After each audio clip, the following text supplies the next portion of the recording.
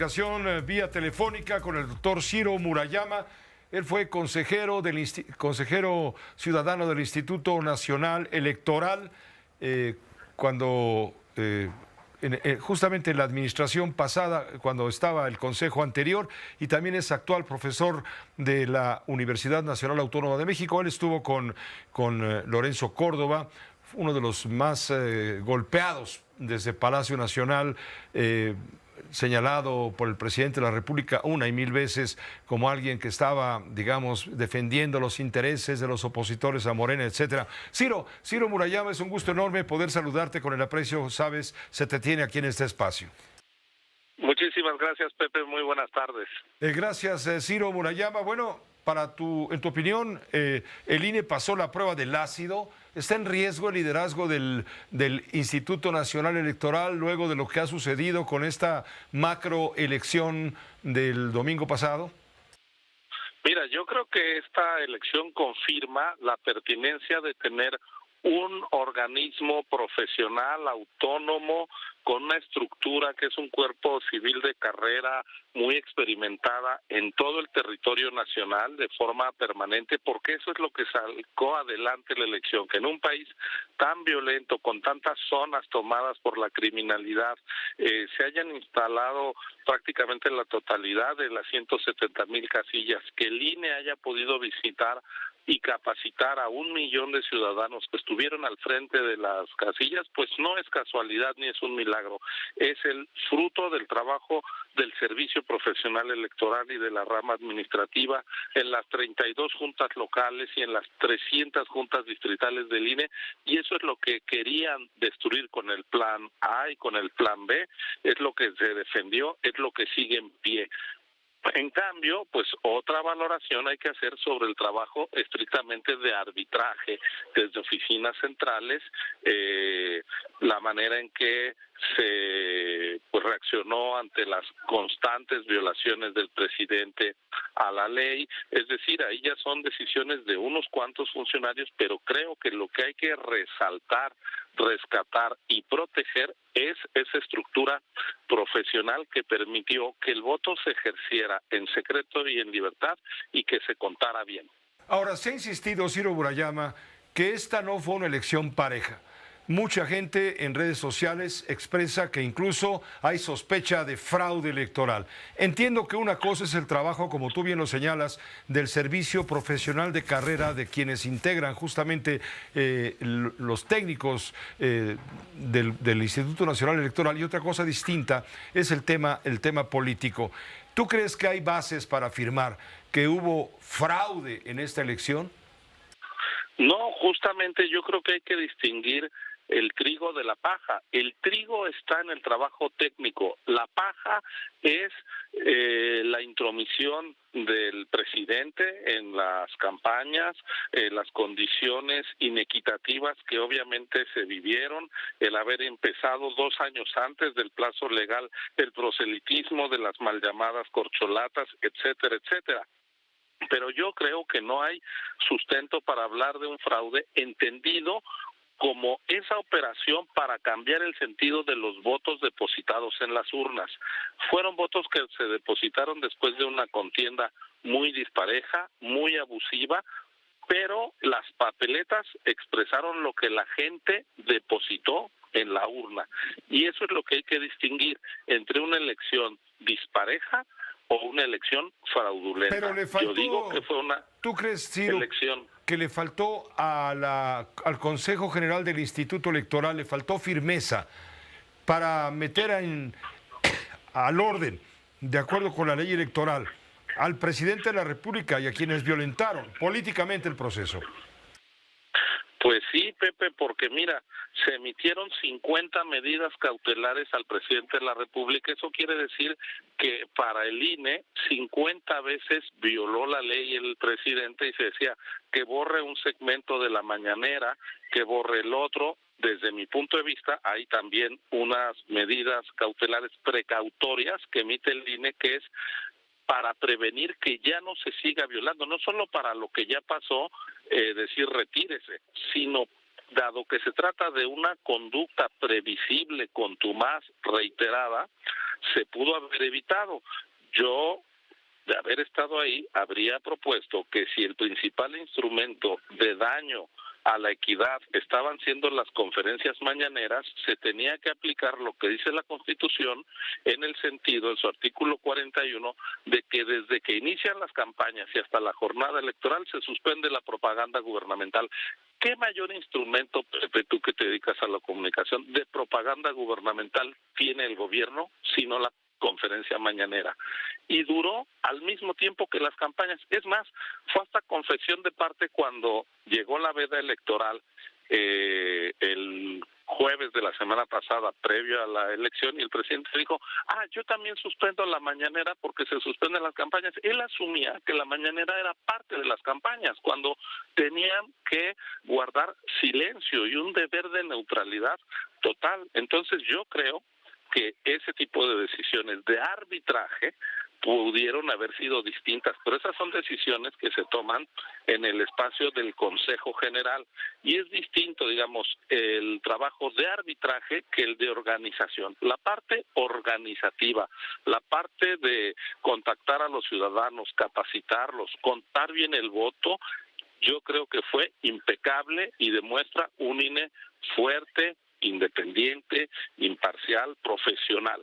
La parte de las decisiones políticas, pues yo en su momento las cuestioné. Por ejemplo, yo fui de la idea de que se tenían que mandar parar los procesos estos de designación de la candidatura de Morena, y luego la oposición los imitó, que iniciaron en junio, cuando la ley claramente dice que es hasta noviembre.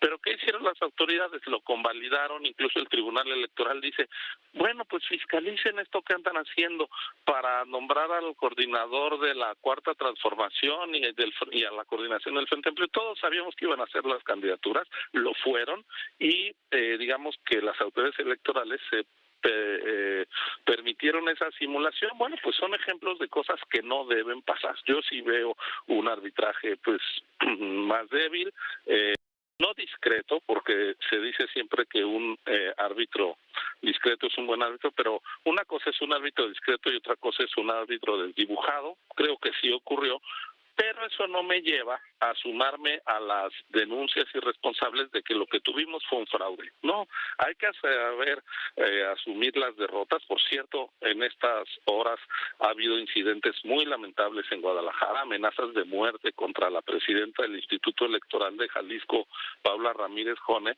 porque los funcionarios de Jalisco están haciendo bien su trabajo y resulta que pues las boletas le dieron el triunfo a Movimiento Ciudadano y no a Morena, y eso ha dado lugar a comportamientos violentos y criminales que yo esperaría que la dirigencia nacional, incluso la doctora Sheinbaum, deslinden rápidamente para que no vaya a haber un proceso de enrarecimiento y de incremento de la violencia en Jalisco. Pero bueno, pues estamos hablando de un proceso electoral cargado de tensión y pues respondiendo a tu pregunta, sí, mi siguiente pregunta, muy bien en su trabajo técnico, claro, quedó que desear en el arbitraje. Correcto, me queda clarísima la respuesta, amplísima por supuesto, doctor Murayama, pero dime, Ciro, el tema de la distribución de las senadurías y diputaciones plurinominales, ojo, porque ahí está la clave para determinar si Morena y sus aliados, el Verde y el Partido del Trabajo, tienen o no la mayoría calificada, o yo le llamo constitucional, para poder reformar la Carta Magna, aplicar el Plan C, aplicar la reforma al Poder Judicial y todas las demás reformas que pretende el presidente, son 18, que pretende el presidente de la República sin tener prácticamente oposición. Desde el primer momento en que se dieron a conocer los resultados electorales preliminares, ya se hablaba de que Morena había obtenido, ya se presumía de que Morena y sus aliados habían obtenido, tendrían la mayoría suficiente para cambiar la Constitución. Esto generó mucho nerviosismo, yo diría hasta turbulencia, sobre todo en los mercados. ¿Cómo se va a distribuir ese tema? ¿Te parece correcto que la Secretaría de Gobernación haya hecho una proyección en ese sentido con el peso que tiene el gobierno federal? Pepe, pues lo estás diciendo con toda claridad. Fue una irresponsabilidad que le pegó hasta a variables macroeconómicas como son el peso y la bolsa, porque la secretaria de Gobernación se metió a un terreno que no le corresponde, que está vedado para el gobierno. Hace desde los años 80 que quien encabeza las elecciones ya era Gobernación en 88, sí, pero hemos avanzado hacia un sistema donde el gobierno no tiene nada que hacer en materia electoral, no tiene ninguna atribución, y la secretaria de Gobernación desde Palacio Nacional se arrogó, se dio la atribución ilegal, inconstitucional de ser quien dice cómo se van a repartir los plurinominales cuando eso le toca al INE.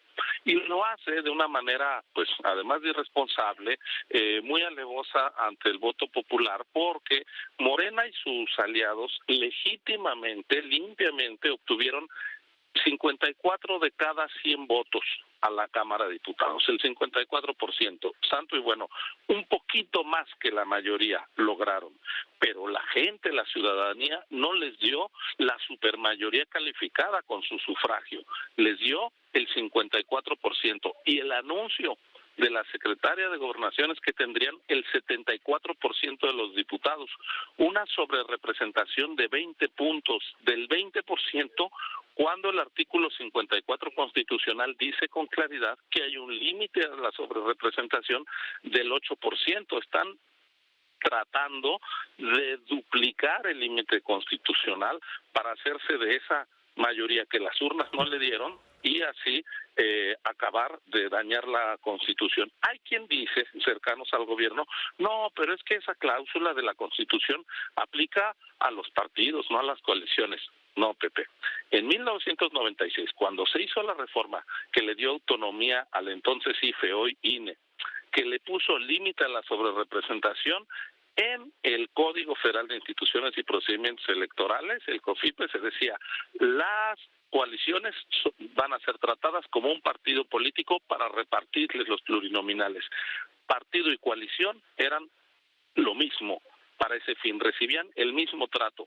Luego, una reforma posterior en otro tema, que valió mucho la pena, por cierto, una reforma menor, secundaria, que fue separar en la boleta los emblemas de los partidos coaligados para romper aquello de la vida eterna, que se trasladaban los votos unos a otros para nunca perder el registro. Pues para evitar esa trampa se separaron en la boleta y ya cada uno tiene su emblema y su lista de pluris, pero nunca en esa reforma de 2007, Pepe, el constituyente o el legislador dijeron, con esta reforma que era para evitar una trampa, se abre la puerta a otra trampa, que es que las coaliciones no están sujetas al límite de la sobrerepresentación. Eso es querer meter por la puerta de atrás una sobrerepresentación que la Constitución prohíbe, y lo que trata de hacer es afectar un principio básico, que todo el mundo sabemos, que es que los votos deben contar y valer lo mismo. Lo que está pretendiendo el gobierno es que el 54% de los votos de su coalición se inflen, como si les pusieran esteroides anabólicos, y pesaran mucho más, pesaran 74%, y se achicara, se desinflara artificialmente, se comprimiera los 20 millones de votos que tuvieron los partidos de la oposición para acabar pesando 20% menos de lo que recibieron en las urnas. Pues eso es atentar contra la igualdad del voto. Es una operación antidemocrática,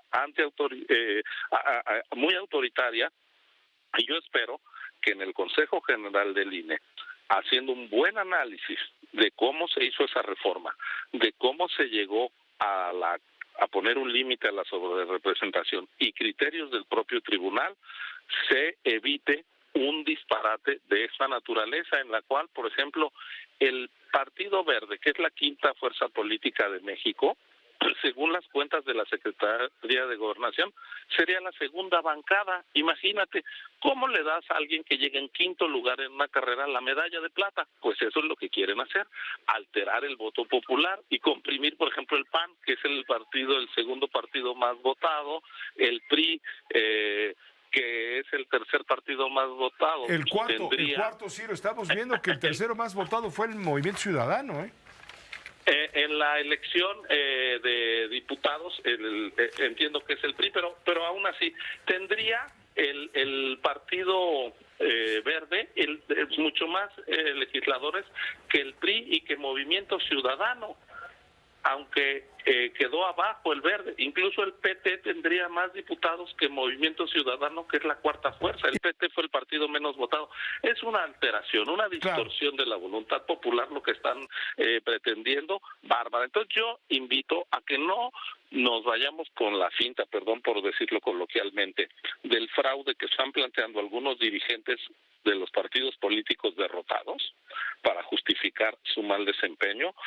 No nos vayamos con ese engaño, que es un reclamo fuera de lugar. Lo que sí tiene sentido es lo que ya comentábamos de la inequidad, y eso hay que denunciarlo, hay que documentarlo y buscar que se sancione, pero para términos del voto, los votos se contaron bien en las casillas. El peligro que estamos enfrentando es que esos votos bien contados se traduzcan tramposamente en una sobrerepresentación del gobierno y una subrepresentación de la gente del voto de los muchos millones de mexicanos, más de 20 que votaron por la oposición. Esa es la trampa que está en curso, es una trampa autoritaria y yo espero que no se consume, porque sería darles artificialmente la supermayoría constitucional calificada para que arrasen con la división de poderes y lo que nos queda de democracia. Pues no permitamos una barbaridad de ese tamaño. Esto debe de acabar en tribunales, en el Tribunal Electoral concretamente. Mira, aunque la secretaria de Gobernación se quiso dar la atribución de ser ella quien decía cómo se distribuyen los pluris, esa es una tarea constitucional que tiene que hacer el Consejo General del INE una vez que se desahoguen y acaben todos los juicios que se interpongan a la votación en las casillas y en los distritos. Está acabando el cómputo distrital y entonces ya se abrirán los juicios, eso se desahogará a lo largo de junio, julio, y ya que se cierren todos los juicios de las casillas y de los distritos y tengas la votación definitiva, entonces con esos números definitivos de la votación por partido es que el INE procede a hacer la asignación de los 200 plurinominales. Es el Consejo General del INE, no el gobierno, quien lo debe de hacer. Y claro, si hay alguna impugnación a la decisión del INE, como todas las decisiones del INE, puede ser revisada por la Sala Superior del Tribunal Electoral del Poder Judicial de la Federación. De tal manera que hay solo dos instancias que pueden resolver esto: el Consejo General del INE y después el Tribunal Electoral, y todo esto tiene que quedar resuelto antes del 1 de septiembre, que es cuando se instala la nueva legislatura del Congreso de la Unión. Y hasta entonces es cuando sabremos si tiene o no Morena y sus aliados la mayoría calificada, constitucional, para cambiar la Constitución sin necesidad de negociarlo con las oposiciones. Ciro, te agradezco muchísimo. Ojalá conforme avance todo este proceso, ciertamente complejo, no de dominio público plenamente, puedas tú ayudarnos a orientar. Con todo gusto, gracias por la oportunidad de explicar, Pepe. Buenas tardes. Muy buenas tardes, gracias. Ciro Murayama, ex consejero del Instituto Nacional Electoral, profesor de la UNAM.